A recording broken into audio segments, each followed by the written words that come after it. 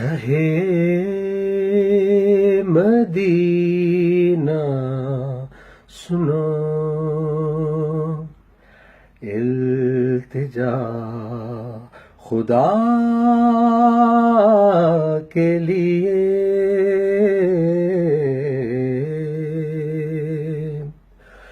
کرم ہو مجھ پہ حبیب خدا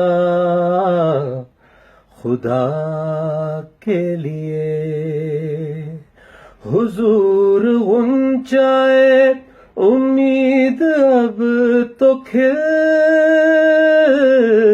جائے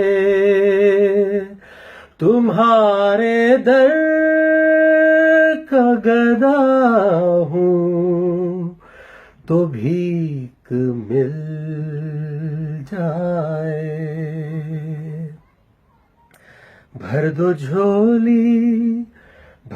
جھولی میری یا محمد بھر دو جھولی میری یا محمد لوٹ کر میں نہ جاؤں گا خالی.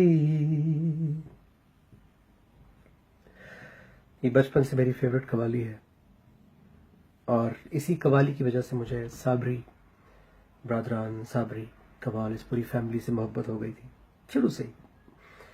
اور اسی وجہ سے جب میں پہلی مرتبہ اپنے پیارے اپنے عزیز دوست مرحوم امجد صابری سے ملا تو پہلی ہی ملاقات میں ان سے ایک ایسی دوستی ہو گئی جیسے برسوں سے جانتے ہیں اور ایک میوچل ریسپیکٹ میوچل عزت کی ایک ریلیشن شپ ڈیولپ ہو گئی.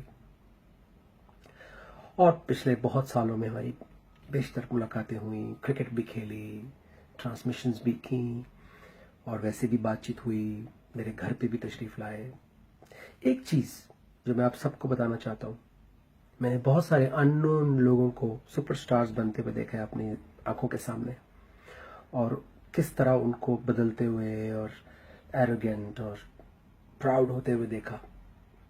امجد کو پہلی مرتبہ ملا تو اس وقت ان کی شناخت یہی تھی کہ غلام فرید صابری صاحب کے صاحبزادے ہیں اور وہ وقت بھی آیا جب امجد پوری دنیا میں مشہور ہو گئے اور ان کی شہرت کا ڈنکا بجنے لگا, سپر سٹار بن گئے. لیکن اس امجد میں اور اس امجد میں نے کوئی فرق نہیں دیکھا. وہ ایک نہایت ہی ملنسار, نہایت ہی کائنڈ, مہربان, پیار کرنے والے, جن کی آنکھوں میں دید ہوتی ہے, لحاظ ہوتا ہے ایک دوسرے کا, اور اعلیٰ ظرف. کیونکہ یہ میں ایسے نہیں کہہ رہا ہوں, میرا پرسنل ایکسپیرینس ہے. ایک سحری ٹرانسمیشن پہ میں حمد پڑھ رہا تھا اور بھی بہت سارے لوگ بیٹھے ہوئے تھے.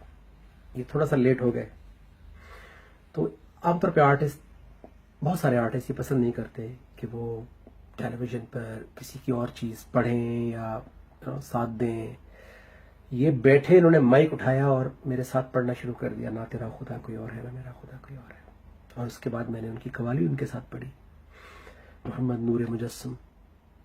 اس کے بعد جب سحری ہوئی تو سحری جو ایک آئی تھی وہ تو سب کھا رہے تھے, لیکن یہ اپنے لیے خاص ایک پراٹھے لے کر آئے تھے. چھوٹے چھوٹے کراچی کے بڑے مشہور پراٹھے ہیں, ان کی لیئرز بہت زیادہ ہوتی ہیں. اپنے ہاتھ سے مجھے پراٹھے کھلائے. اور جب میرے گھر پہ آئے, ہم چنبیلی فلم کے لیے ایک قوالی میں ترتیب دے رہا تھا تو ریکویسٹ کی. میں ایکسپیکٹ یہ کر رہا تھا, سچی بات بتا رہا ہوں آپ کو, کہ یہ کہیں گے کہ ابھی تو میں بہت بزی ہوں, میں ڈائری دیکھ کر بتاؤں گا. تو انہوں نے کہا اچھا بھائی ضرور, کب کرنی ہے؟ تو آئی واز ریئلی امپریسڈ کہ اس بندے میں اتنی ہیوملٹی ہے. اور وہ آ گئے. میں نے بڑا زور لگایا کھانے کے لیے, لیکن وہ ریکارڈنگ سے پہلے نہیں کھاتے تھے. تو ہم نے پھر وہ ریکارڈ کی. پھر اس کے بعد دوبارہ کچھ ضرورت پڑی کہ اس میں کچھ اور ایڈ کریں. پھر میں نے کال کیا, پھر میرے ذہن میں آیا کہ کہیں گے یار اب میں. پھر وہاں سے ڈیفینس لیاقت آباد سے he came, he recorded again. تو اتنا جھکا ہوا انسان, اتنی عاجزی والا انسان. تو آج جس طرح سب ان کا آرٹ تو بڑا تھا ہی, لیکن ان کی انسانیت اور کیریکٹر کو یاد کر رہے ہیں. تو اس سے ایک چیز بڑی واضح ہو جاتی ہے کہ یہی رہ جاتا ہے, اخلاق, آپ کا کردار, آپ کی ڈیلنگز لوگوں کے ساتھ, یہ ہمیشہ یاد رہ جاتی ہیں. یہ میسج میں اس لیے ریکارڈ کر رہا ہوں کہ ان کی والدہ، ان کا پورا گھرانہ، ان کی فیملی، بھائی بہن، بچے، میں سب سے اپنی فیملی، اپنے والدین، اپنے بچوں کی طرف سے تعزیت کرتا ہوں، اور آپ کے دکھ میں ہم شریک ہیں۔ میں یہ تو نہیں کہہ سکتا کہ آپ صبر کریں، کیونکہ اس وقت بہت مشکل ہے یہ کہنا بھی۔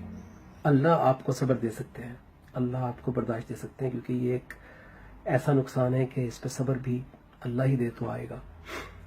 اور یہ ظلم ہوا ہے، بہت بڑا نقصان ہوا ہے ہم سب کا، آپ کا، پاکستان کا، پاکستان کی ساکھ کو دھچکا پہنچا ہے، اور جو بھی یہ چاہتا ہے وہ ظاہر ہے پاکستان سے مخلص اور سنسیئر نہیں ہے، جو بھی پاکستان کی ساکھ کو نقصان پہنچانا چاہتا ہے۔